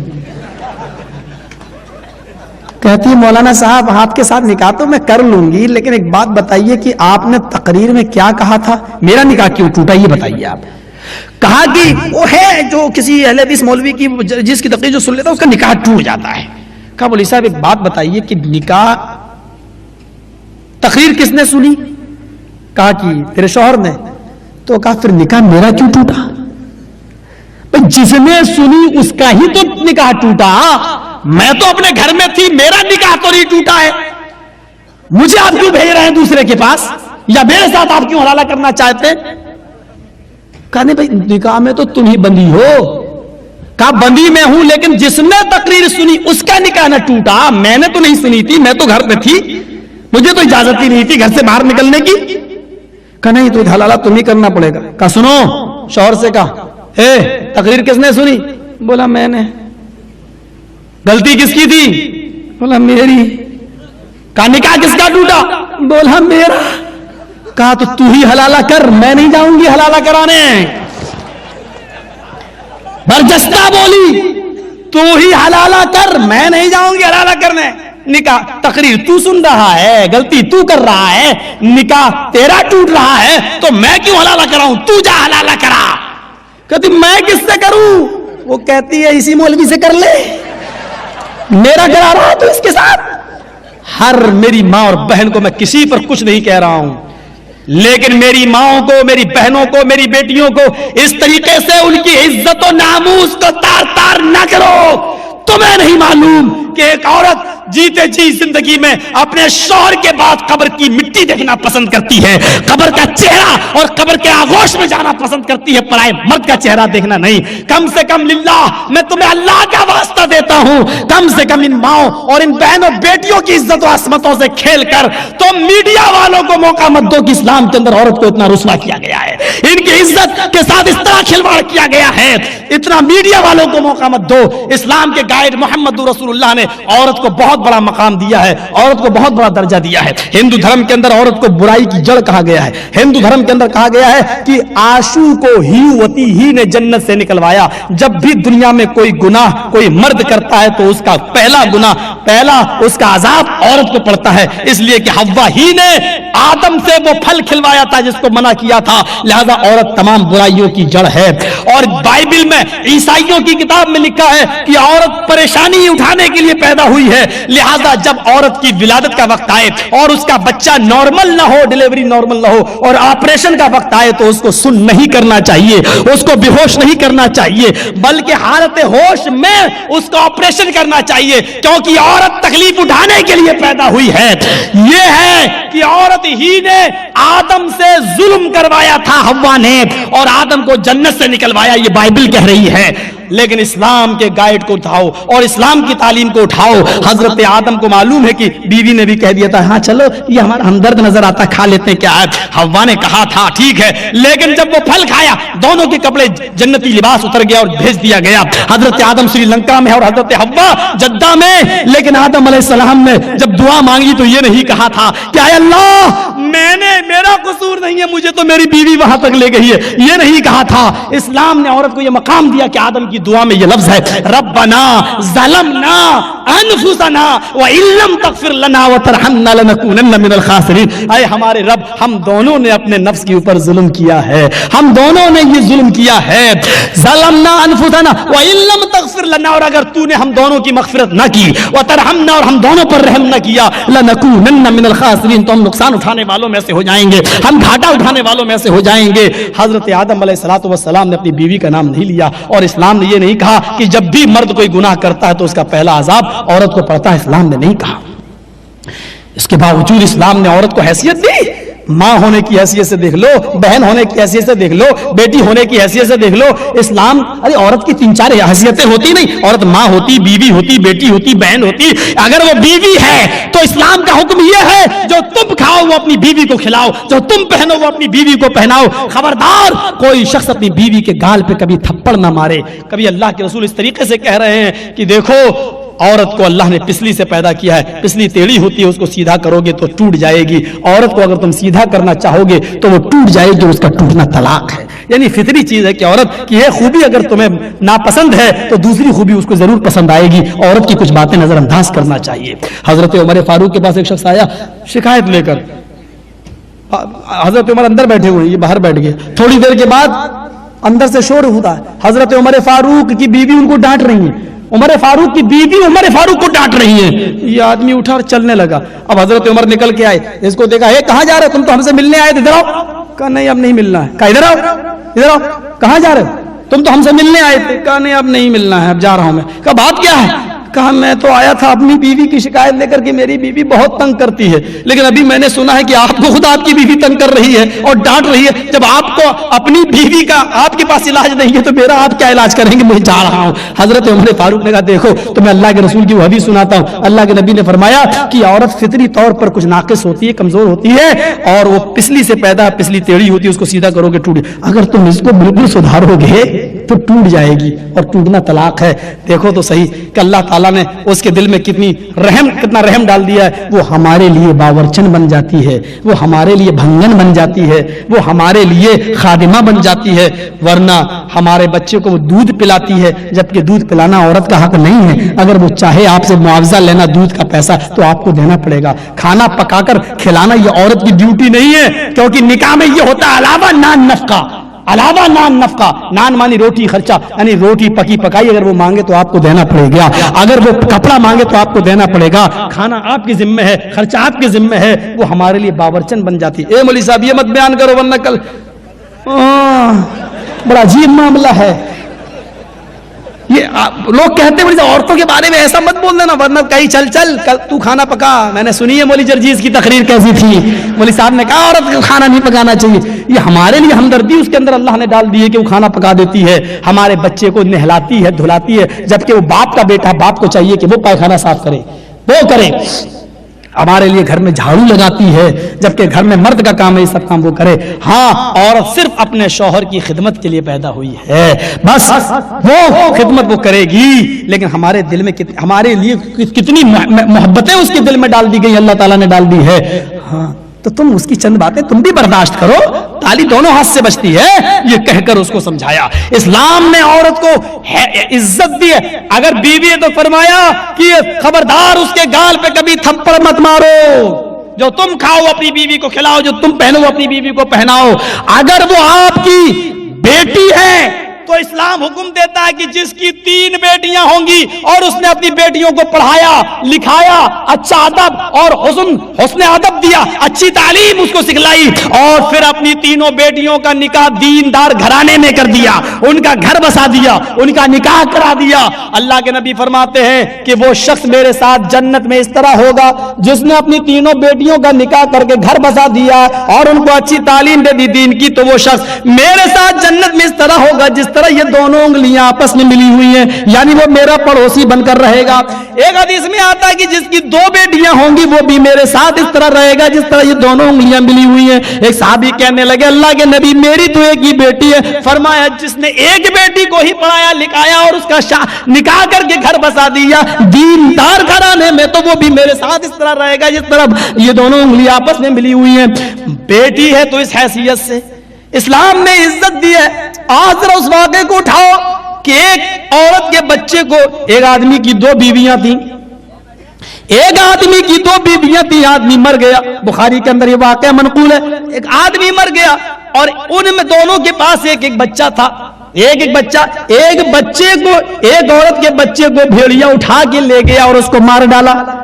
दूसरी औरत ने, जिसका बच्चा भेड़िया खा गया था, इस औरत ने उस औरत की तरफ देखा تو دوسری عورت کے اوپر الزام لگا دیا کہ اس کی گود میں جو بچہ وہ میرا اور یہ دیتی نہیں ہے. یہ مقدمہ دھیرے دھیرے حضرت داؤد علیہ السلام کی عدالت میں جاتا ہے. حضرت داؤد علیہ السلام نے جب دونوں کی گفتگو کو سنا تو آپ کو اس عورت کی بات اور اس کی دلیلیں زیادہ مضبوط نظر آئیں جس کا بچہ جو دعویٰ کر رہی تھی یہ میرا، حالانکہ وہ بچہ اس کا نہیں تھا، لیکن ایک ہوتا ہے چرب زبان جو اپنی زبان کو بولتا چلا. چرب زبانی کی وجہ سے اس نے داؤد علیہ السلام کو ایسا سمجھایا کہ داؤد علیہ السلام نے فیصلہ یہ کر دیا کہ یہ بچہ اس کو دے دے، یہ بچہ اس کو دے دے، یہ بچہ اسی کا، حالانکہ وہ اس کا بچہ نہیں تھا. وہ بچہ پا کر خوش ہو گئی، لیکن یہ جس کا بچہ تھا اس کی گود سے جب گیا تو کہتی ہے آئے داؤد یہ بچہ میرا، آپ کا فیصلہ صحیح نہیں ہے. داؤد نے کہا کہ تو جواب صحیح نہیں دے پا رہی، دلائل اس کے مضبوط ہیں، لہٰذا یہ بچہ اسی کا. فیصلہ کر دیا گیا. ایک دن آیا کہ یہ دونوں عورتیں آمنے سامنے ہوئی اور دونوں لڑنے لگی. وہ اس کے بال پکڑتی، وہ اس کی چوٹی پکڑ کے کھینچتی کہ یہ بچہ میرا، مجھے دے دے. آخرکار یہ مقدمہ پھر حضرت داؤد علیہ السلام کے پاس آیا. لہذا حضرت داؤد علیہ السلام نے کہا اچھا ٹھیک ہے کبھی میں فیصلہ کرتا ہوں، لاؤ چھری، لاؤ چھری لاؤ. کہا جس عورت نے کا بچہ تھا اس نے کہا چھری کیوں منگائی جا رہی ہے؟ کہا کہ تم کہہ رہی ہو میرا، یہ کہہ رہی ہے میرا، لہذا اس بچے کو میں بیچ سے کاٹ دیتا ہوں، چھری سے میں آدھا آدھا کاٹ دیتا ہوں. بخاری کے اندر یہ واقعہ منقول ہے کہ کاٹ دیتا ہوں، اس کا ایک ٹکڑا میں تجھے دے دیتا ہوں اور ایک ٹکڑا میں تجھے دے دیتا ہوں. یہ سن کر جس کا بچہ نہیں تھا وہ ہنسنے لگی، لیکن جس کا بچہ تھا وہ چیختے ہوئے کہتی ہے کہ اے داؤد یہ بیٹا میرا نہیں ہے، یہ اسی کا بچہ ہے، اسی کو دو، یہ میرا بیٹا نہیں ہے، میں جھوٹ بول رہی ہوں، یہ بچہ میرا نہیں ہے، اسی کا ہے، اسی کو دے دو. یہ کہہ کر وہ نکل کے چلی آئی. اس عورت نے اس بچے کو اٹھایا. حضرت داؤد نے کہا اے عورت اس بچے کو میرے حوالے کر. تیرے ہونٹوں کی مسکراہٹ نے اور اس عورت کے جھوٹ نے آج مجھے یہ بتا دیا کہ یہ بچہ تیرا نہیں ہے، کیونکہ جب میں نے اس کو کاٹنے کا حکم دیا تھا تو تو مسکرا رہی تھی، لیکن جس کا حقیقی سچا بیٹا تھا اس کی آنکھوں میں آنسو تھے اور وہ جھوٹ بول کے چلی گئی. یعنی اس کو یہ خطرہ ہوا کہ بیٹا کٹ نہ جائے، ارے میرے پاس نہ رہے اسی کے پاس رہے، لیکن کم سے کم زندہ تو رہے گا. کہا یہ بیٹا میرا نہیں، اسی کا ہے، اسی کو دے دو، یہ اسی کا بچہ ہے، میرے حوالے کر. داؤد علیہ السلام نے اس سے وہ بچہ لیا اور اس کے گھر گئے اور اس عورت سے کہا لو یہ بیٹا تمہارا ہے، میں نے تو چھری اس لیے منگائی تھی تاکہ میں دونوں میں سے تجربہ کر کے دیکھوں کہ اس میں سچا یہ بچہ ہے کس کا اور اس کا حقیقی مالک کون ہے. لہذا تو ہی ہے، اور تیرے جھوٹ نے مجھے بتا دیا ہے، تیرے دل کی گہرائیوں سے نکلی ہوئی آواز نے مجھے بتا دیا کہ یہ بچہ تیرا ہے، تو اس کو پکڑ. دے دیا. یہ بیٹے کی محبت ہے، بیٹی کی. یہ میرے بھائیو اسلام عورت کو یہ عزت دیتا ہے کہ بیٹی ہے تو یہ عزت، مقام دیکھیے، اگر آپ کی وہ بیوی ہے تو یہ عزت، بیٹی ہے تو یہ عزت، اور اگر ماں ہے تو یہ عزت و سربلندی دی ہے کہ الجنت تحت اقدام الامہات. اگر تمہیں جنت تلاش کرنا ہے تو جنت ماں کے قدموں کے نیچے تلاش کرو، اپنے ماں کی خدمت کرتے اپنی جنت کو حاصل کر لو. میرے بھائیو یہ اسلام نے عورت کو عزت دی ہے. عورت کو ذرا تصور کیجئے، حضرت عائشہ جب اپنے کان لگا رہی تھی تو پہلے بعد میں بتایا کہ اللہ کے رسول نے میرے کان میں یہ کہا تھا کہ عائشہ اللہ تعالیٰ نے تمہیں جنت کی تمام عورتوں کا سردار بنا دیا، تمام عورتوں کا سردار بنا دیا. ذرا غور کیجئے کہ یہ عورت کو ایک عزت دی جا رہی ہے کہ تمام عورتوں کا سردار بنا دیا گیا، جنت کی تمام عورتوں کا سردار. یہ بلندی، یہ عزت، یہ شرافت، یہ مقام، یہ مرتبہ اگر کسی میں ہے عورت کی عزت و مقام تو وہ اسلام نے دیا ہے. ان تمام چیزوں کے ساتھ ساتھ اسلام نے عورت کی عزت و ناموس کی حفاظت کے لیے اس کو پردے کا بھی حکم دیا ہے. پردہ تو میں نے کبھی بتایا تھا کہ ہندو دھرم کے اندر بھی پردہ ہے. اب میں اس واقعے کو دہراؤں گا نہیں، اس واقعے کو میں دہراؤں گا نہیں. میں اتنا ضرور بتانا چاہتا ہوں کہ رام چندر جی کے بھائی لکشمن نے بھی سیتا کا چہرہ نہیں دیکھا، اور جب ان سے پوچھا گیا تھا کہ کیوں نہیں دیکھا تو کہنے لگے وہ میری بھابھی ہیں، میں نے یہ میری بھابھی ہیں، میں کون ہوتا ہوں ان کے چہرے پہ نظر ڈالنے والا؟ میں نے تو ان کی پائل کو دیکھا ہے، اور میں نے ان کے کان میں پہننے والی بالی کو دیکھا ہے، میں نے ان کی چوڑیوں کو دیکھا ہے، میں نے ناک میں پہننے والی نتھنی کو میں نے دیکھا، لیکن پہچان نہیں سکتا کیونکہ یہ میری بھابھی سیتا چہرے میں پہنتی تھی ناک میں، اور میں نے آج تک چہرہ نہیں دیکھا۔ تو یہ پردہ ہے، یہ پردہ۔ اور آیت الحم یا رسول اللہ، اے اللہ کے رسول، دیور کے بارے میں آپ کا کیا خیال ہے؟ تو اللہ کے نبی نے فرمایا الحم الموت، دیور تو بھابھی کے لیے موت ہے۔ پردہ ہے اسلام کے اندر، اور یہ عورت کی عزت و ناموس کی حفاظت کے لیے۔ دیور سے بھی پردہ ہے، وہ واقعہ آپ اٹھا کے دیکھ لیجئے گا، وہ کیسے ہماری منگا کر، جس میں نے سعودی عرب کے کا ایک واقعہ میں نے بتایا تھا، جب وہ آدمی کا ٹیسٹ ہوا تھا نا، ڈی این اے ٹیسٹ، تب پتا چلا یہ تیرا بیٹا نہیں ہے۔ وہ عورت بار بار کہتی جا رہی تھی، تب اس نے کہا کہ عورت کہ نہیں، میرا یہی میرا شوہر ہے، یہ اسی کا بیٹا۔ ڈاکٹر نے کہا وہ تو اس کا بیٹا نہیں، ڈی این اے ٹیسٹ بتا رہا ہے یہ اس کا بچہ نہیں ہے، نہیں بچے کا خون اس کا خون نہیں، بالکل نہیں، تو جھوٹ بول رہی ہے۔ کہا نہیں، اسی کا بیٹا۔ ارے یہ تو باپ بننے کے لائق ہی نہیں ہے۔ تب یہ کہتا کیا ڈاکٹر صاحب، یہ تو صحیح ہے کہ یہ بیٹا میرا نہیں ہے، لیکن یہ کیا کرو آپ میں باپ بننے کے لائق نہیں ہو؟ کہ نہیں، تمہارے ٹیسٹ میں تو یہی آیا کہ تم باپ نہیں بن سکتے۔ نہیں، میرے تو 6 بچے ہیں۔ 6 بچے ہیں؟ دوبارہ ٹیسٹ کیا، کہا سوری، آپ باپ بننے کے لائق نہیں، آپ چاہے کچھ کہیے، 6 بچے۔ جدہ، ریاض، تمام ہر جگہ سے خون کی رپورٹ جب سامنے آئی تو ہر جگہ سے یہ رپورٹ آیا کہ اس کے اندر باپ بننے کی صلاحیت نہیں ہے۔ اب اس نے فائل اٹھائی اور ٹیکسی کو چلانا شروع کیا۔ میں باپ بننے کے لائق نہیں، میرے تو 6 بچے ہیں۔ اگر میں باپ بننے کے لائق نہیں تو یہ ڈاکہ ڈالا کس نے میرے گھر میں؟ یہ خیانت کی کس نے؟ گھر گیا، ٹیکسی کھڑی کی، اپنی بیوی نے کہا آج بہت جلدی آ گئے، کیا بات ہے؟ اٹھائی چپل، تال تال، ارے کیوں مار، تال تال، 20 ماری، مشکل سے قبولتی ہے۔ کیا کہتی ہے؟ شوہر صاحب یہ صحیح ہے کہ بچے آپ کے نہیں ہیں؟ یہ تو مجھے معلوم ہے میرے نہیں، یہ بتا ہے کس کے؟ اس کی رپورٹ کرنے جاتا ہوں میں، اس کو سزائے موت ہوگی، جلدی بتا ہے کس؟ کہا کہ یہ ڈکیتی ڈالنے والا کوئی اور نہیں، وہ آپ کا چھوٹا بھائی ہے جو 20 سال سے میرے ساتھ اسی گھر میں رہ رہا ہے اور آپ کے ساتھ رہ رہا ہے۔ اب اس واقعے کو اٹھاؤ، اور آئی الحمد یا رسول اللہ، اے اللہ کے رسول، دیور کے بارے میں آپ کا کیا خیال ہے؟ کہا الحمد الموت، دیور تو موت ہے، اور دوسروں کو موت نہیں کہانی، تھوڑا بہت پردے میں کمی ہو جائے چل جائے گی، لیکن دیور کو موت کہا ہے۔ کتنا صحیح ہے جملہ، اب یہ اتر رہا ہے، اب اس پر فٹ کر کے دیکھیے۔ وہ ایک شوہر تھا نا اپنی بیوی سے، میں آفس میں جاتا ہوں، مجھے لگتا ہے کہ تم میری غیر موجودگی میں کسی سے ملتی ہے۔ کیسے آدمی ہو میرے پر شک کر؟ نہیں، شک نہیں کر رہے، فلاں جگہ چلنا پڑے گا، پہاڑ کے اوپر دیوی کے اوپر ہاتھ رکھ کے قسم کھانا۔ وہاں بہت بڑے بڑے لوگ جاتے تھے اور جھوٹی قسم نہیں کھاتے تھے، وہ جانتے تھے جھوٹی قسم کھائیں گے کل تک زندہ نہیں رہیں گے، کوئی آفت آ جائے گی۔ کہا اچھا ٹھیک ہے، تو آج نہیں کل چلیں گے۔ اب اس نے اپنے آشنا کو کہہ دیا، دیکھو کل جب میں کل میرا شوہر دیوی کی قسم کھلوانے کے لیے جا رہا ہے اور تم میرے پاس آتے ہو، اس کو پتا چل گیا ہے، اور کل دیوی کی قسم میں جھوٹی نہیں کھا سکتی ہوں، تم گدھا لے کے آ جانا، میں سواری کرنے لگوں گی، باقی کام میں سنبھال لوں گا، قسم جھوٹی نہیں کھانا، سچی کھانا ہے۔ کہا اچھا ٹھیک ہے۔ اب وہ پہنچ گیا گدھا لے کر، اب یہ کہنے لگی دوسرے دن، اتنا اوپر کون چڑھے گا، اس گدھے کو کرائے پہ کر لیجئے نا، یہ گدھا والا لے کے چلے گا اوپر۔ ساڑی اس نے باندھ رکھی تھی، کہا چلو ٹھیک ہے، کہ چلتا، گدھے کو کرائے پہ کیا اور چلنے لگا، تیار ہو گیا، شوہر آگے آگے، بیوی گدھے پہ بیٹھی اور گدھے والا لے کے چل رہا۔ پہلے زمانے کی عورتوں نے تو صرف گدھا بنایا تھا، گدھے والا بنایا تھا، گدھے والا بنا۔ آج کی ہماری عورتیں تو گدھا بنا دیں گی اپنے شوہروں کو۔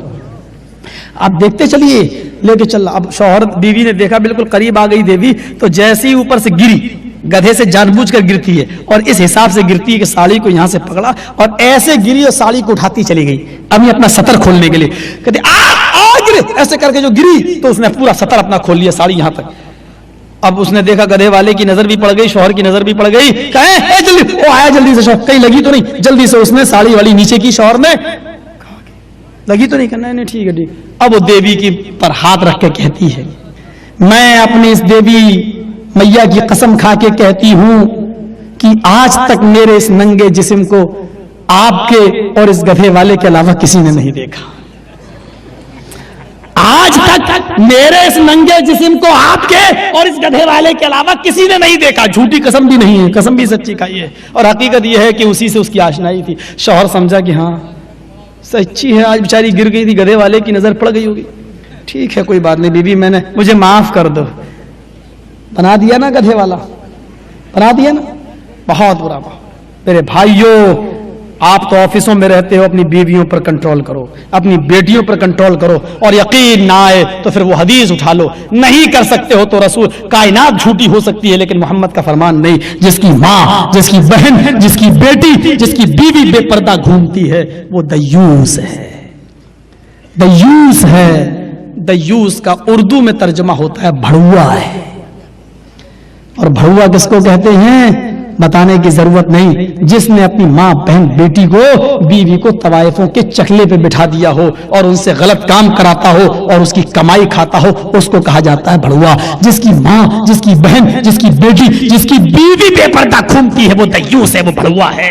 میں نہیں کہہ رہا ہوں، گالی مجھے دو گے محمد رسول اللہ کو پڑے گی، ذرا سوچ لینا، سمجھ لینا۔ مجھے معلوم ہے آئندہ تم کیا سلوک کرو گے میرے ساتھ، بلاؤ گے یا نہیں بلاؤ گے، یہ آئندہ دیکھا جائے گا، زندگی وفا کی تو یہ الگ بات ہے، لیکن کہہ لینے تو مجھے بہت عورتوں نے ڈرامے کر لیے ہیں اور ہم نے بھی بہت ڈرامے اپنی ماں بہنوں سے کروائے ہیں۔ اگر یہی حال رہا تو پہاڑے پڑھائیں گی ہماری عورتیں، ہماری بہنیں۔ جیسے وہ سیدھا آدمی تھا، کہتا اللہ میری جلدی شادی کرا دے، میں بیٹے کو عالم بناؤں گا، کرا دی اللہ نے جلدی شادی۔ اللہ جلدی بیٹا دے دے، سیدھا سادہ تھا، جلدی دے دے اللہ بیٹا، میں عالم بناؤں گا۔ اللہ نے اتنی جلدی بیٹا دیا، 3 ہی مہینے میں باپ بن گیا شادی کے بعد۔ کہا اللہ کتنی جلدی سن لیتا ہے۔ محلے میں نکلا، لوگوں نے کہا کمینے 3 مہینے میں بھی کہیں بچہ ہوتا ہے؟ اللہ سے دعا کی ہے، اللہ نے جلدی دے دیا، کیوں جل رہے ہو مجھے؟ ارے بے پاگل، 3 مہینے میں کہیں بچہ ہوتا ہے؟ بچہ 9 مہینے میں۔ ارے میں نے دعا کی اللہ سے۔ ارے دعا کی، اگر تو یہ دعا کرے اللہ میرے بیٹے کو کل جوان کر دے تو کیا تیرا بیٹا کل جوان ہو جائے گا؟ پیریڈ پورا ہونا چاہیے، جلدی کا مطلب 9 مہینے پورے تو ہونا چاہیے۔ کہا اچھا، 9 مہینے سے پہلے جو بچہ پیدا ہوتا ہے وہ حرامی ہوتا ہے؟ اچھا، گیا چپل اتاری، کہا کیا ہوا، کیا بات ہے؟ کمینی، کم بخت، کہیں گی ڈاہن، چڑیل، کہا کیا بات ہے گالی دیے چلے آ رہے؟ کہا بچہ 9 مہینے میں پیدا ہوتا، تو یہ بتا 3 مہینے میں تو نے پیدا کیوں کیا؟ سیدھا سادہ تھا، اور اپنے چنگل میں بتا تو نے 3 مہینے میں پیدا کیوں کیا؟ کہ اللہ تو نے مجھے کیسا مرد دیا ہے، یہ بیچارہ یہ حساب جوڑنا بھی نہیں جانتا، 9 مہینے کو 3 مہینہ کہہ رہا ہے۔ بیوی کہہ رہی 9 مہینہ، محلے والے کہہ رہے ہیں 3 مہینہ، یہ کیا؟ کہا کہ 9 مہینہ ہوا ہے میری شادی کو۔ کہا بیوی 9 مہینہ ہوا ہے؟ کہاں؟ کہ محلے والے کہہ رہے ہیں 3 مہینہ ہوا۔ کہا نہیں 9 مہینہ ہوا ہے، تم حساب جوڑ کے دیکھ لو، بچہ 9 مہینے میں پیدا ہوا ہے۔ کہا کہ 9 مہینے میں؟ کہا یہ بتاؤ میری شادی تم سے ہوئی؟ کہا ہاں ہوئی۔ اور میری شادی تم سے ہوئی؟ کہاں ہوئی۔ کہا یہ بتاؤ میری شادی تم سے ہوئی، اس کو کتنا مہینہ ہوا؟ کہا 3۔ کہا اور تمہاری شادی مجھ سے ہوئی، اس کو کتنا مہینہ ہوا؟ کہا 3۔ کہا 3 میری شادی کا اور 3 تمہاری شادی کا، تو 3 مہینہ میری شادی کا، 3 تمہاری شادی کا، 3 کتنے ہوئے؟ کہا 6۔ کہا بچہ کتنے مہینے کے بعد ہوا؟ کہا 3۔ کہا 6 اور 3 کتنا ہوا؟ کہا 9۔ کہا ہوا نا، دیکھیے نا 9 مہینے میں بچہ پیدا ہوا۔ کہتا ہاں یار صحیح بات ہے، 3 مہینہ میری شادی کا، 3 مہینہ تیری شادی کا، 3 6 اور 3 مہینے بعد بچہ ہوا، 3 6 3 9 ہو تو گیا صحیح حساب تو۔ ارے کمینے جل رہے ہیں، جلنے دو، مرنے دو، یہ ہے بے پردگی کا انجام۔ اگر ہم اپنی ماں بہنوں سے اور بیٹیوں سے بے پردگی کا کروائیں گے تو ہماری ماں بہنیں ایسے ہی پہاڑا پڑھائیں گی جیسے یہ، اور ہمارے دماغوں میں گوبر تو بھری چکا ہے۔ عورتوں کو اتنی آزادی دے رکھی ہے ہم نے کہ گھر کا سارا کام تو وہ سنبھالتی ہی ہے، آج مارکیٹ کا، بچوں کو اسکول پہنچانے کا اور دوسرے کام بھی آج کل ہماری عورتیں ہی سنبھال رہی ہیں۔ میرے بھائیوں ایسا نہ ہو کہ آپ سے کہہ کے جا رہی ہوں سہیلی کے پاس جا رہے ہیں، انکوائری کرو کہیں سہیلا کے پاس نہ جا رہی ہوں، انکوائری کرو، اسلام کی تعلیمات سے بغاوت اگر کرو گے تو میرے بھائیوں کہیں سکون نہیں ملے گا۔ اس بار امریکہ کا ریکارڈ دیکھ لو، 5 لاکھ لڑکیاں شادی سے پہلے مائیں بن گئی ہیں۔ 5 لاکھ لڑکیاں شادی سے پہلے مائیں۔ اسلام کے اندر بہت ہی زیادہ عورتوں کی عزت و احترام ہے، اور اسلام عورت کی عزت و احترام اسی وقت محفوظ رہے گی جب وہ پردہ کرے گی۔ ہم اللہ سے دعا کرتے ہیں کہ الہ العالمین تو ہماری خطاؤں کو معاف فرما دے، ہمارے گناہوں کو بخش دے، ہمیں ہر نوعیت سے محمد رسول اللہ صلی اللہ علیہ وسلم کے میں جو جس ڈپارٹمنٹ میں ہماری رہنمائی فرمائی، ہمیں ان تمام ڈپارٹمنٹ میں توفیق حاصل کرنے کی توفیق عطا فرما، عمل کی توفیق عطا فرما۔ وآخر دعوانا ان الحمدللہ رب العالمین۔ حضرات یہ وہ کتابیں ہیں جو کل میں نے اعلان کی تھی، جس صاحب کو لینا ہو وہ یہاں آ کے لے سکتا ہے، اچھی کتابیں ہیں، علمی کتابیں ہیں، آپ ان کو پڑھیے اور ان کو آپ لے سکتے ہیں۔ السلام علیکم۔